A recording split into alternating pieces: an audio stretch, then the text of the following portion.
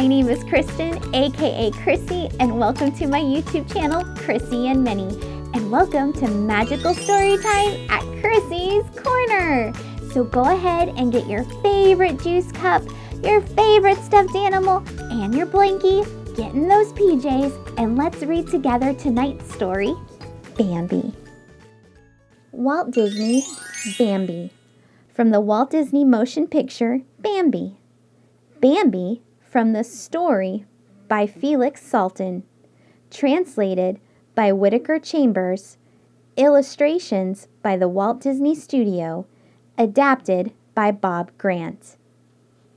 Bambi came into the world in the middle of a thicket, one of those little hidden forest glades which seem to be open but are rarely screened in on all sides. The magpie was the first to discover him. "This is quite an occasion," he said. "It isn't often that a young prince is born. Congratulations!"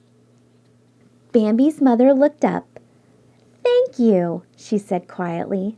Then she nudged her sleeping baby gently with her nose. "Wake up," she whispered. "Wake up." The fawn lifted his head and he looked around. He looked frightened and edged closer to his mother's body. She licked him reassuringly and nudged him again. He pushed up his thin hind legs, trying to stand. His forelegs kept crumpling, but at last they bore his weight and he stood beside his mother. "What are you going to name the young prince?" asked the baby rabbit. "I'll call him Bambi," the mother answered. "Bambi?" repeated the rabbit.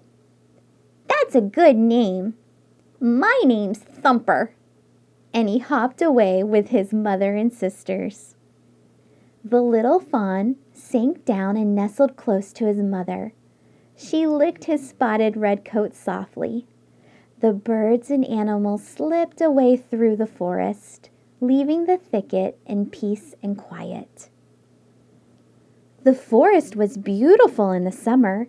The trees stood still under the blue sky, and out of the earth came troops of flowers, unfolding their red, white, and yellow stars. Bambi liked to follow his mother down the forest paths, so narrow that the thick, leafy bushes stroked his flanks as he passed. Sometimes a branch tripped him or a bush tangled about his legs, but always his mother walked easily and surely.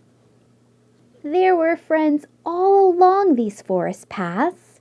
The opossums, hanging by their long tails from the branches of a tree, said, "Hello, Prince Bambi."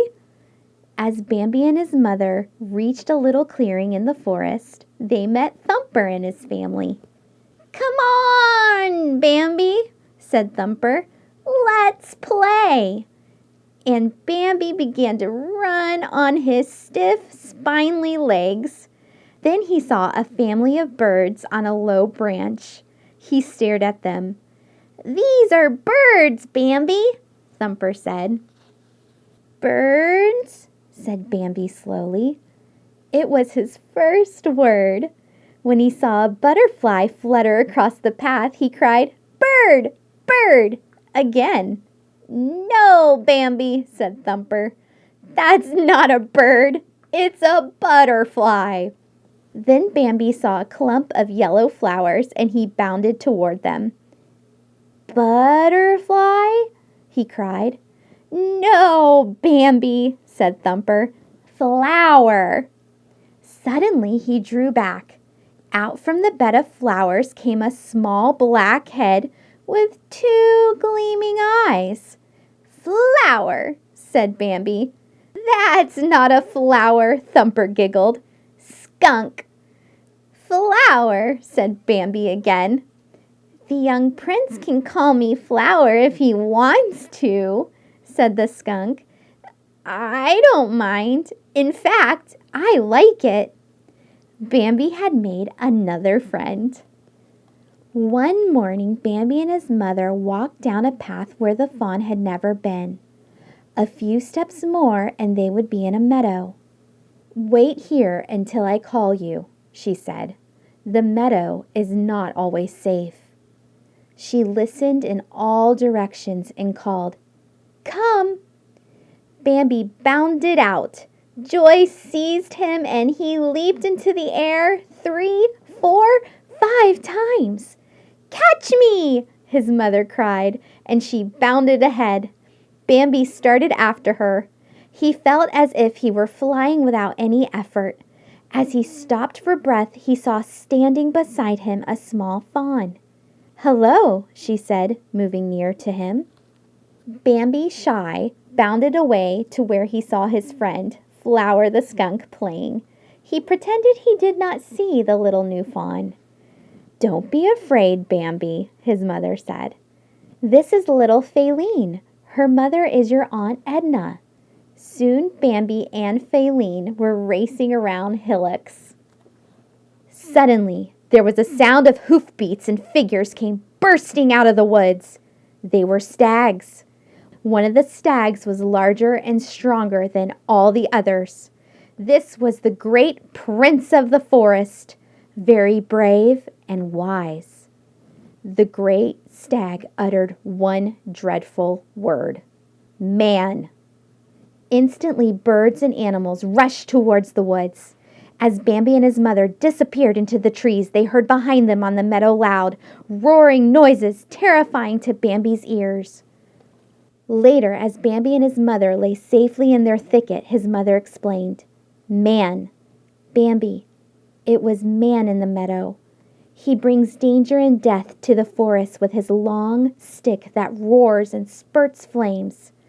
Someday you will understand." One morning, Bambi woke up shivering with cold. His nose told him there was something strange in the world. When he looked out through the thicket, he saw everything covered with white. "It's snow, Bambi," his mother said. "Go ahead and walk out."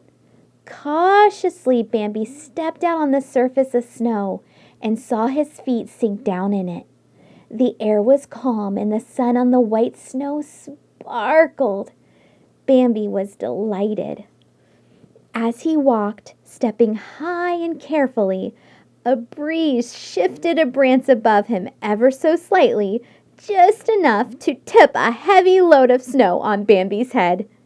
He jumped high in the air, startled and frightened, then ran on, licking the snow from his nose. It tasted good, clean, and cool.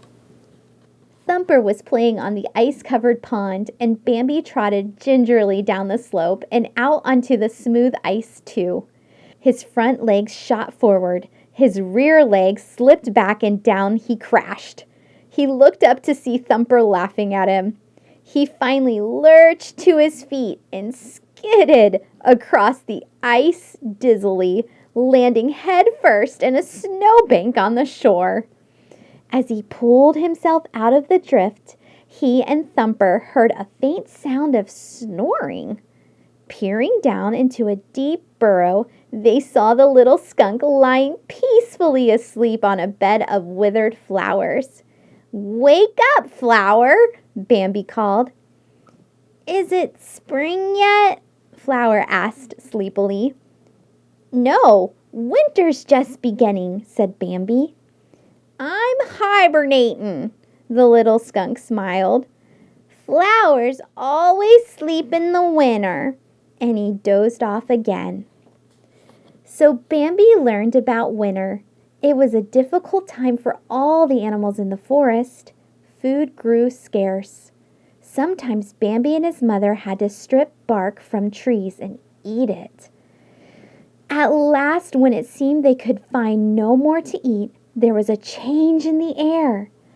Thin sunshine filtered through the bare branches, and the air was a little warmer. That day, too, Bambi's mother dug under the soft snow and found a few blades of pale green grass. Bambi and his mother were nibbling at the grass when they suddenly smelled man. As they lifted their heads, there came a deafening roar like thunder. "Quick, Bambi," his mother said. Run for the thicket!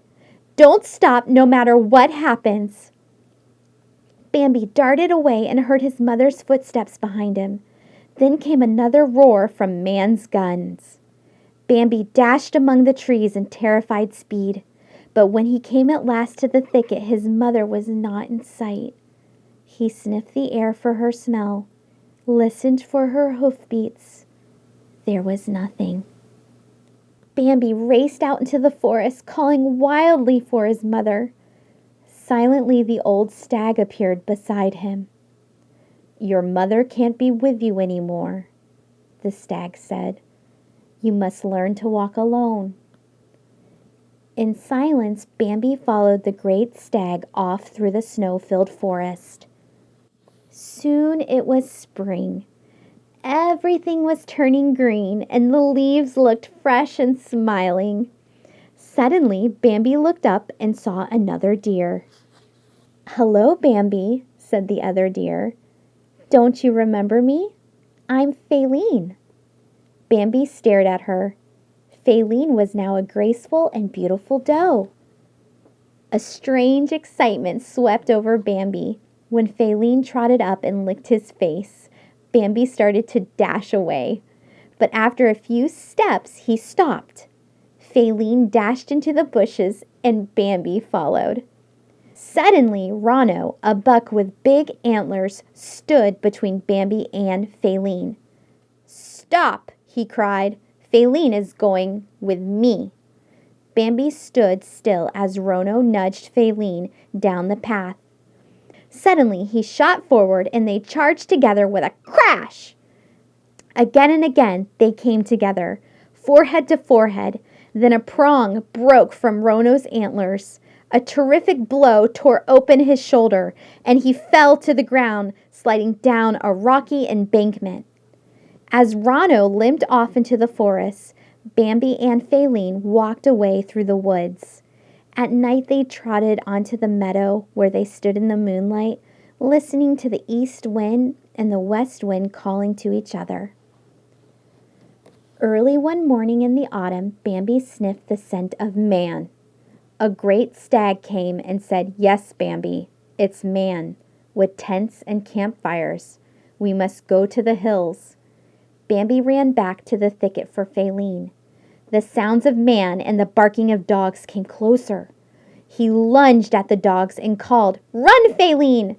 The roar of a gun crashed almost beside him, but he dashed ahead as a killing pain shot through him. The old stag appeared and said, "The forest has caught fire from the flames of man's campfires. We must go to the river." They plunged into the raging fire and then fell into cool, rushing water. Panting and breathless, they struggled onto a safe shore, already crowded with other animals. With a cry of joy, Felix came running to him and gently licked the wound on his shoulder. Together they stood on the shore and watched the flames destroy their forest home. But soon spring came again, and green leaves and grass and flowers covered the scars left behind by the fire. Again news went through the forest. "Come along, come to the thicket."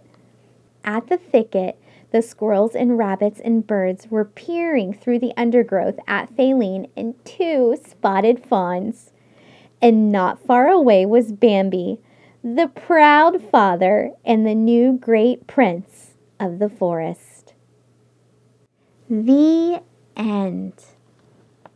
Wow, what a really neat story. Now I know this story was a little bit longer than all our other stories we've read, so I want to thank you for hanging in there with me. So, what was your favorite part? I have to say that my favorite part was when Bambi and Thumper discovered winter. I thought that was a lot of fun. Can you just imagine Bambi getting all that snow on his head and then wrinkling his nose? Can you wrinkle your nose? Let me see. Well, you haven't wrinkled your nose yet. Go ahead. There it is. You wrinkled your nose. I'm not very good at wrinkling my nose, so I'm just going to go like this. There, I wrinkled my nose. Okay, anyway, let me know your favorite parts of the story by commenting below. Thank you so much for joining me tonight, friends. Well, it is that time. My name is Kristen, aka Krissy, and this is my YouTube channel, KrissyandMinnie. And thank you so much for joining me tonight at Magical Storytime at Krissy's Corner. And I'll see you real soon.